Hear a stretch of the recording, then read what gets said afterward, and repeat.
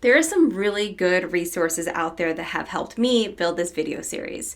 If you want to learn more, I would highly recommend them, and I'll try to add all the links to the articles in the description below. But one article in particular, which was really helpful in organizing how to troubleshoot irregular results. It has a very good flowchart that I decided to put into a useful tool for those who might find it helpful to organize their test results and have a record of the next steps. So let's take a look at the article and then we'll take a look at the tool. So here are those references that I was talking about, these articles that are really helpful if you want to learn more about IV curve tracing and the results.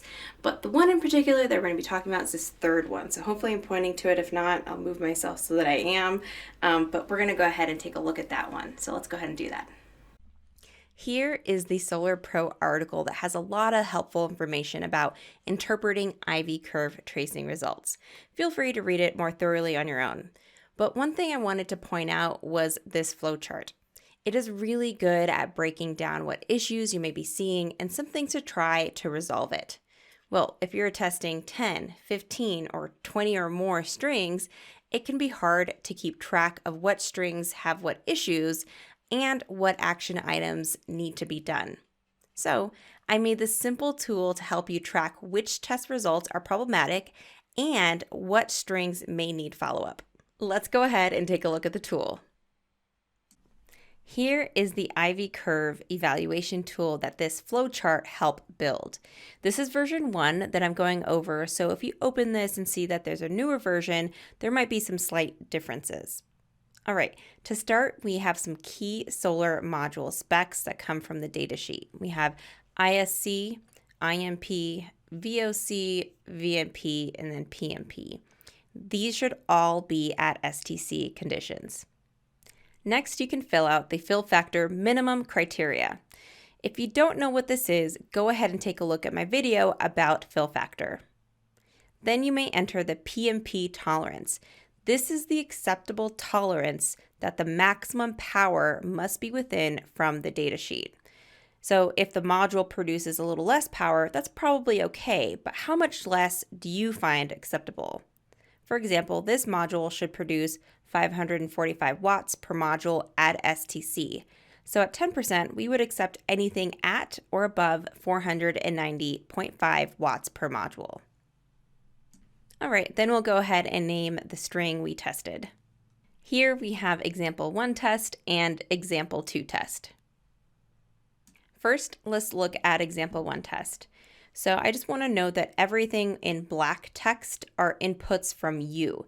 Everything in gray text is automatically calculated or populated. Here we can see we have a string length of 9. We see the ISC, the IMP, the VOC, the VMP. Those are all entered by you, and this should come from your test results. Then the PMP is automatically calculated, and that's using the IMP times VMP. And so we have a string that is producing, I should say, around 4,867 watts per string, at least this particular string.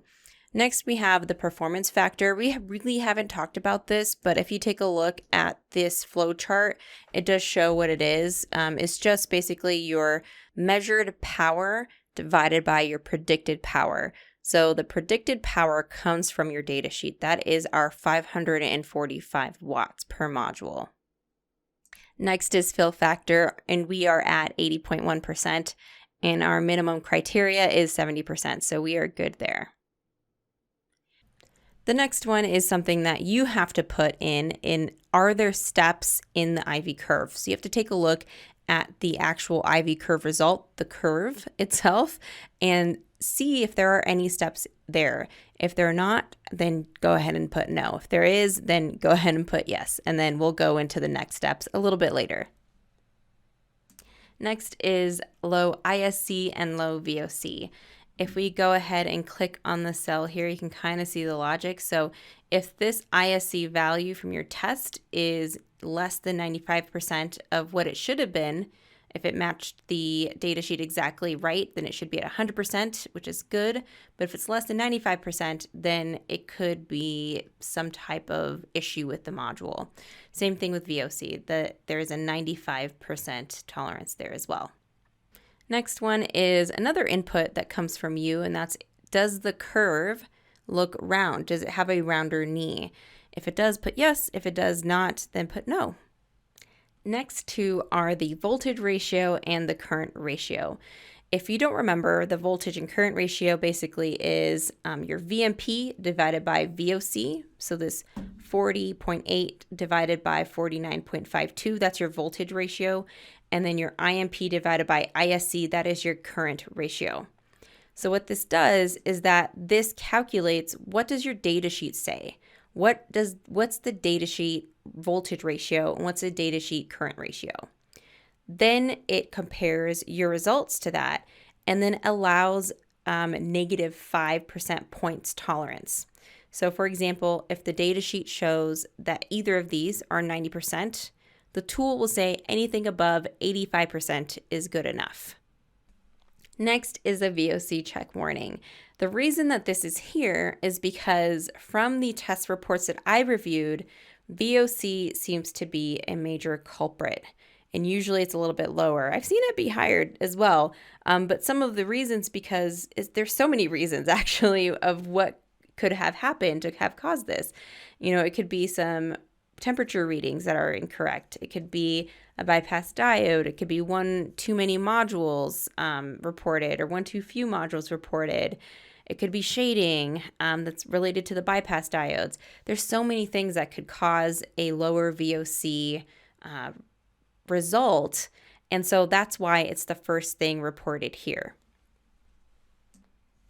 All right, if you notice here, there are no steps in the curve. The ISC looks good. The VOC looks good. There's no rounder knee. The voltage ratio and current ratio both look good.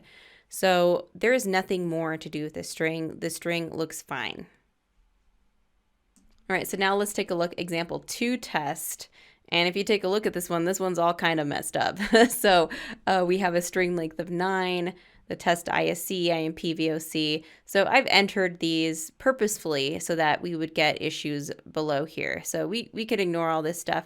One thing I do want to notice is this test PMP. So this does get highlighted because it was more than 10% off from this value here per module. Now, if we change that 10% to 50%, that error goes away because we are well within our 50% tolerance of our power, so of that 545 watts per module. Let's change that back to 10%, and let's look what we have here. So our fill factor is no good. We have steps in our curve. We have a low ISC, low VOC. I put in that we do have a rounder knee, and then our voltage and current ratios are garbage. So we can see here at the VOC check warning that our VOC discrepancy is 45.68 volts DC, and it could be from weird temperature readings or bypass diode issues. This is just an initial check. There could actually be more things that could be causing this, and we'll go over those more below. Take a look at steps and IV curve question. I'm going to go ahead and put no for that. I just want you to take a look at what happens below. You can see the steps and IV curve section clears up because there's no further action items for that section. But we're going to go ahead and select yes here. Each of these yeses below fill factor means that there's a follow-up section below that will help you, that will guide you through what could be causing this issue. So if we take a look here at steps in IV curve, let's say we say yes to everything. So you can see we click this first one. Is there shading? Well, it tells you, hey, try this out. We'll put yes for here, yes for cracked cells, all of these. And it will give you next steps for each issue or each thing that you might have identified. So we'll go ahead and say no for all of these. And not every section has this, but this section does. And so there's some other sections that also have this. If you happen to say no, then it also gives you next steps.